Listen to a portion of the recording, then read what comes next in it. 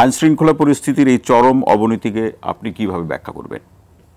দেখেন, আসলে যে পরিসংখ্যান আমরা ইতিমধ্যে দেখলাম, এই পরিসংখ্যান কিন্তু ইঙ্গিত দিচ্ছে যে দেশে আইন শৃঙ্খলা পরিস্থিতি কিন্তু মোটেই সন্তোষজনক নয়। মানুষের ভিতরে 5 তারিখের পরে একটা স্বাভাবিক আকাঙ্ক্ষা ছিল যে দেশের সব কিছুর একটা পরিবর্তন হবে, বিশেষ করে মানুষের মর্যাদা, মানুষের নিরাপত্তা, এই বিষয়গুলো গুরুত্ব সহকারে বিবেচনা করবে। কিন্তু আমরা 5 তারিখের পরপর যে জিনিসগুলি লক্ষ্য করলাম, যেমন ধরুন আমার নিজের অভিজ্ঞতার কথা বলি। জি, এই রমজানের আগের রমজানে আমি দেখলাম যে আমি যে বাসাটাতে থাকতাম লালমাটিয়ায়, আমি বাইরে নামাজ পড়ে একদম প্রায় ভোর রাত্রে আমি ফিরেছি। তো আমি দেখলাম, বাসায় এসে শুনলাম যে বাসা ঘিরে রাখা হয়েছিল, কিছু মানুষ বাসা ঘিরে রেখেছিল, অর্থাৎ আইনকে নিজের হাতে তুলে নিয়েছিল। কেন?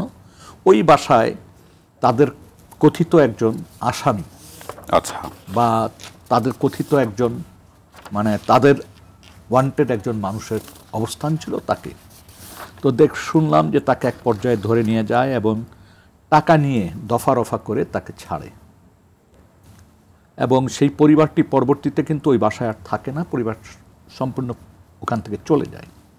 এটা আমার নিজের জানা শোনার ভিতরের ঘটনা। মানে আপনার বাসার কাছাকাছি ঘটনা? বাসা একই বিল্ডিংয়ে। জি।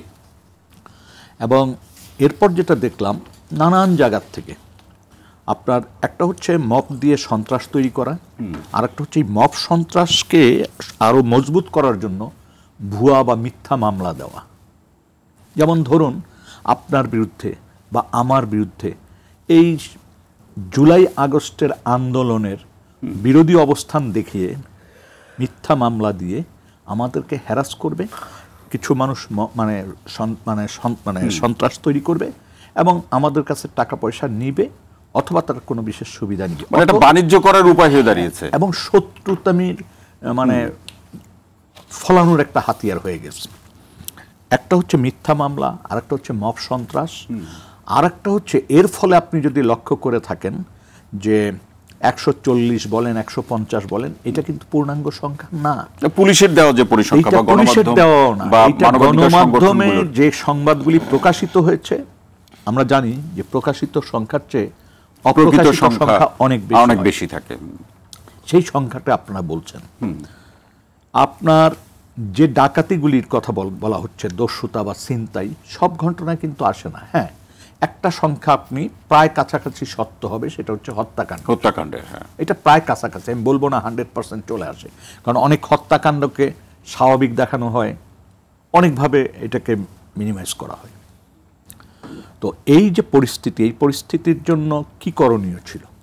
আমরা তো 5 থেকে 8 তারিখ পর্যন্ত কোনো সরকার দেশে ছিল না। মানুষ নিজের নিরাপত্তা নিজে তৈরি করার চেষ্টা করেছে সংঘবদ্ধভাবে। এখন পারছে না কেন? এখন সরকার তো একটা দায়িত্ব নিয়েছে, সরকার একটা গঠন হয়েছে, খুব স্বাভাবিকভাবে মানুষের ওই জায়গার যে সে নিজেকে নিরাপত্তা বলয় তৈরি করার কেন করেছিল, তখন সরকার ছিল না। সরকার থাকার পর স্বাভাবিকভাবে এই দায়িত্বটা কিন্তু সরকারের উপর বর্তায়, মানুষ সেখানে সাহায্য করতে পারে, সহায়তা করতে পারে। কিন্তু এমন কোনো দৃশ্যমান পদক্ষেপ, কঠোর কোনো পদক্ষেপ আমরা দেখিনি, যেই পদক্ষেপের কারণে এই যে মব সন্ত্রাস যারা তৈরি করছে, গণপিটুনির মতো ঘটনায় যারা অংশ নিচ্ছে বা যারা কৌশলে তৈরি করছে, এদের বিরুদ্ধে কঠিন দৃশ্যমান এই গণপিটুনি বা মব সন্ত্রাসের যারা সুবিধাভোগী বা পিছনের যারা ইন্ধনদাতা, তাদের বিরুদ্ধে বা কতটা আইনগত ব্যবস্থা গ্রহণ করা গেল